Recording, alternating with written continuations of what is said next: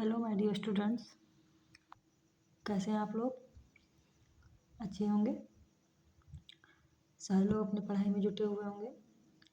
तो आज के वीडियो में आपको मिलेगा साबुनीकरण। साबुनीकरण क्या होता है, उसका मेथड क्या होता है, उसकी रिएक्शंस क्या होती है, सारी चीज़ें आपको देखने को इसमें मिलेंगी। सबसे पहले समझते हैं कि साबुनीकरण होता क्या है। तो साबुनीकरण उसे बोलते हैं जिसमें हम क्या करते हैं, फैट और जो ऑयल होता है, जो वसा और जो ऑयल होते हैं, उनको कास्टिक सोडा के साथ क्रिया कराते हैं। तो जो प्रोडक्ट प्राप्त होता है वो प्राप्त होता है आपका क्या, साबुन। बस इसी प्रक्रिया को हम क्या कह देते हैं, साबुनीकरण। अब यहाँ पे बात करते हैं फैट और ऑयल की। तो यहाँ पे उच्च वसी अम्ल लिए जाते हैं। उच्च वसी अम्ल के साथ हम कास्टिक सोडा की जब क्रिया कराएंगे तब आपको साबुन प्राप्त होगा। तो उच्च वसी अम्ल ऐसे जिनको क्या करना है, एक तरीके से आसानी से टूट ना पाए, जैसे मोनोकार्बोक्सिलिक एसिड। ऐसे ही क्या करना है आपको, पॉली की यूज करनी है। मतलब यहाँ पे एक जो फैट के लिए जो नाम आएगा उससे आप बोलोगे पॉमिटिक एसिड। क्या बोलेंगे आप, पॉमिटिक एसिड। या ऐसे आप बोल सकते हो ट्राइग्लिसरिक एसिड। ट्राइग्लिसरिक एसिड। तो उसको जब हम आपस में क्रिया कराएंगे कास्टिक सोडा के साथ तब आपको मिलेगा क्या, साबुन। चलिए करते हैं। तो पहले बोला गया है ट्राइग्लिसरिक एसिड। ग्लिसरिक का समझ में आ रहा होगा, ग्लिसरॉल से कुछ बना हुआ है, ठीक है। ग्लिसरॉल प्लस इक लगा हुआ है, मतलब कोई एसिड होगा, ठीक है। और उसमें बोला उच्च वसी अम्ल, तो वो आपको यहाँ पे बोला गया पॉमिटिक एसिड। तो यहाँ से आप फार्मूला को एक तरीके से निकाल सकते हैं कि कैसे निकालेंगे। जैसे कि आपको क्या बोलते हैं, ट्राइग्लिसरिक एसिड। तो ग्लिसरॉल का फार्मूला आपको पता ही होगा, CH2OH, CHOH और CH2H। तो वहीं से आपको क्या करना है, जो ग्लिसरॉल होता है, ग्लिसरॉल से आपको OH हटा देना है। हटाने के बाद में क्या बोलते हैं आप, एसिटिक एसिड के अणु जोड़ देने हैं। सपोज दैट आपका जो एसिटिक एसिड का फार्मूला जो होता है वो क्या होता है, RCOOH, यही होता है ना। प्लस ग्लिसरॉल का फार्मूला क्या होता है, CH2OH plus CHOH plus CH2H, यही होता है।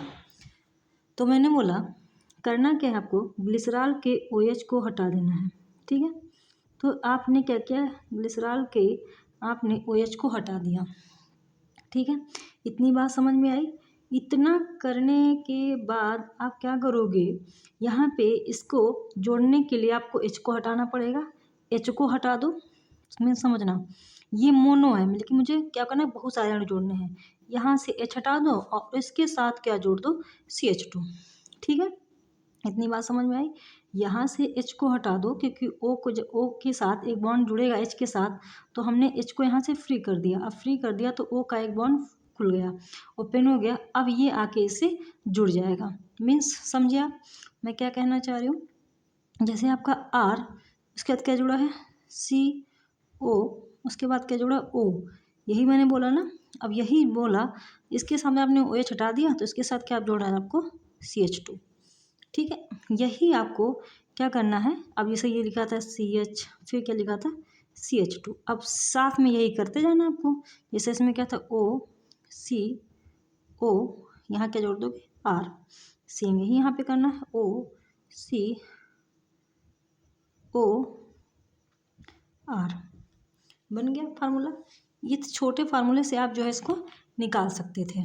इस जो छोटा फार्मूला था एसिटिक एसिड और ग्लिसरॉल से, क्योंकि दोनों कंपाउंड मिल रहे थे। ट्राइग्लिसरिक एसिड मतलब ग्लिसरॉल है और साथ में एसिड है। एसिड का जो फार्मूला, कार्बोक्सिलिक अम्ल का जो फंक्शनल ग्रुप होता है वो क्या होता है, RCOOH। वही फंक्शनल ग्रुप से मैंने इसको निकाल लिया। तो ये आपने बना दिया किसका, पॉमिटिक एसिड। पॉमिटिक एसिड, ये पॉमिटिक एसिड। अब यहाँ पे उच्च वसी अम्ल वाले हैं तो मतलब R की जगह आप एल्किल ग्रुप जोड़ते हो, R, इसे एल्किल ग्रुप बोल देते हैं। R की जगह आप जोड़ सकते हो क्या, CH3, ये एल्किल समूह है, C2H5।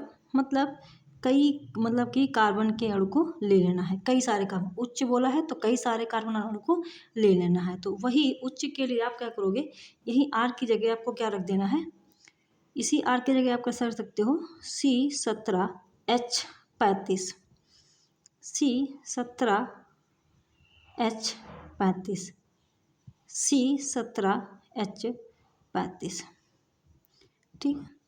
ये R की जगह आप रख सकते हो यहाँ पे C17H35, फिर बाद में COOCH2CH2। ये क्यों, क्योंकि उच्च वसी बोला गया, R का मतलब एल्किल ग्रुप था, तो यहाँ पे CH3 था, C2H5 था। तो यहाँ पे आपको क्या करना है, अब एल्किल समूह का फार्मूला जो होता है वो आपका क्या होता है, CnH2n+1, CnH2n+, यह फार्मूला होता है, ठीक है। इससे आप जो है निकाल सकते हो। जैसे n नंबर आपके 17 थे, n नंबर मैंने क्या रखा 17, मतलब कार्बन के कितने अणु थे 17। अब बोला है H2n, मतलब कि n जितना था उसका डबल कर देना है। तो n आपका कितना था, आपका 17 था। अब 17 गुणे कितना हो जाएगा 2 + 1, यही बोला ना। तो आप यहाँ से निकाल सकते हो C17, 17 दूनी 34 और +1 क्या हो जाएगा 35।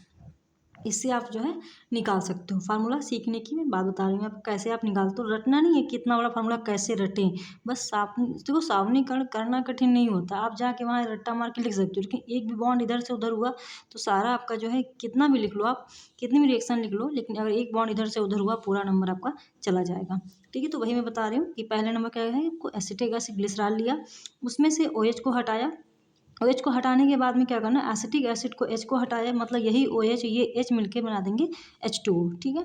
अब H2 बना देंगे, अब यही COO के साथ क्या जुड़ जाएगा CH2। तो अब CH2 जुड़ जाएगा। अब बोला है तो R की जगह क्या रखें, तो R की जगह जो एल्किल समूह है वो आपको काफ़ी बड़ा अणु रखना है, काफ़ी बड़ा अणु जो है वो पॉमिटिक एसिड होता है। तो उसका फार्मूला जो होता है C17H35। कभी भूल जाओ तो इतना याद रहेगा, अगर कार्बन 17 है तो H2n+1 मतलब डबल के बाद एक और जोड़ देना है, वो क्या हो जाएगा आपका हाइड्रोजन का बैलेंसिंग हो जाएगा। इतनी बात समझ में आई, अगर इतनी बात समझ में आई तो आप रिएक्शन को समझ जाते हो कैसे करना है, मैंने वही बोला। अब वही चीज़ आप क्या करोगे, C17H35, ठीक है, COO, ये बॉन्ड में जरूर लिखना है, जिससे बॉन्ड में जब लिखोगे तो आपको आसानी रहेगी चीज़ों को समझने के लिए, ठीक है। C17H35 COOCH2, ठीक है, सॉरी CH, क्योंकि यहाँ से जुड़ रहा है, ठीक है, ये आपका यहाँ से जुड़ रहा है, मतलब 2 यहाँ से लेके इधर से ले रहा है, ठीक है। यहाँ 2 नहीं होगा, यहाँ पे फिर हो जाएगा CH2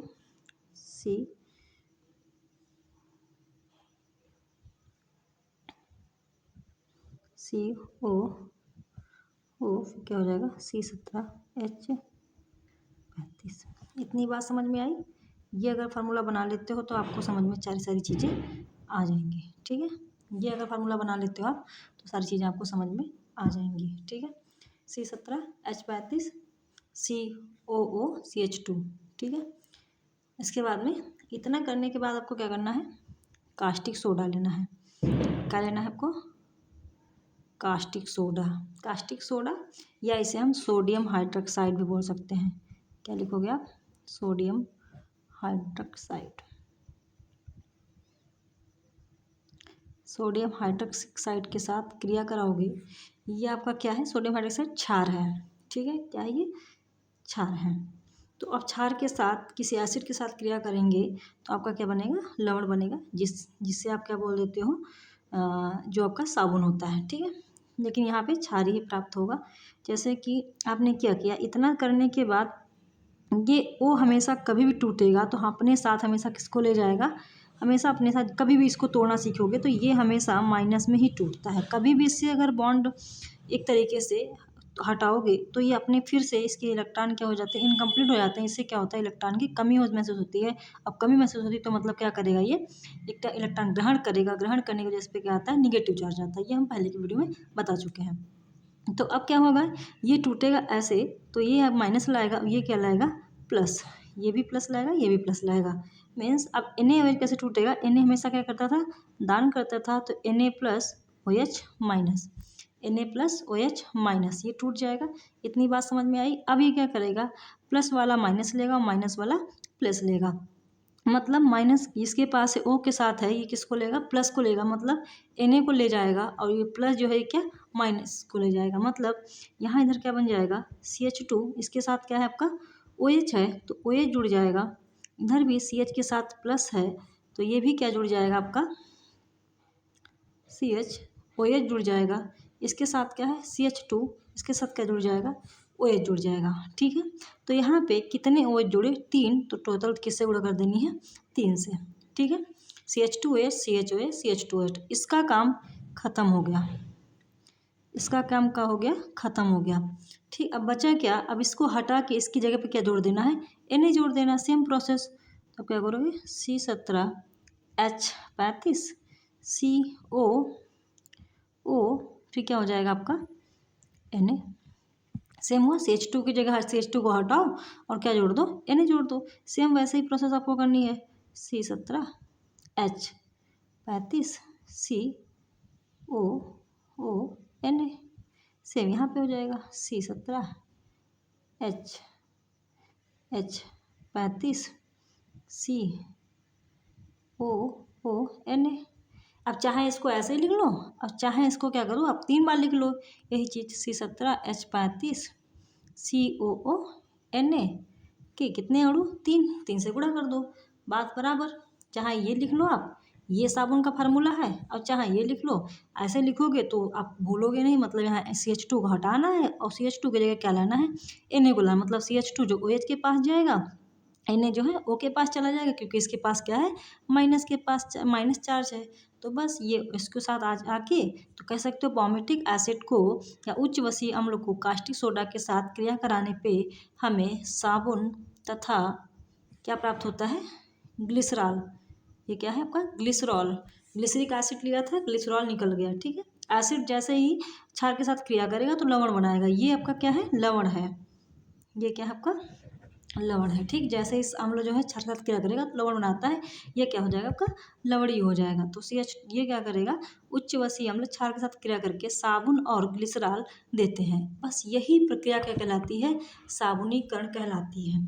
फिर से ध्यान से समझिएगा 1 मिनट के अंदर, जब जो है अब बस उच्च वसीय अम्लों को कास्टिक सोडा के साथ क्रिया कराते हैं सोडियम हाइड्रोक्साइड की उपस्थिति में, तो हमें साबुन प्राप्त होता है तथा यह प्रक्रिया साबुनीकरण कहलाती है। फिर क्या करना आपको, एसिटिक एसिड प्लस ग्लिसरॉल को लेना है, और इस एसिड एसिड ग्लिसरॉल को ले लेंगे, आपस में मर्ज कर लेंगे, बना देंगे क्या, पॉमेटिक एसिड। पॉमेटिक एसिड को हम क्या करेंगे, कास्टिक सोडा के साथ क्रिया कराएंगे, तब आपको साबुन और ग्लिसरॉल प्राप्त होगा। बस यही प्रक्रिया क्या कहलाती है, साबुनीकरण कहलाती है।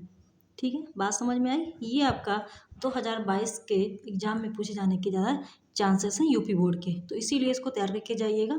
ये आपका आएगा लॉन्ग क्वेश्चन, इसलिए आप जरूर इसको तैयार करिएगा। ठीक है, that's all, thank you, bye bye.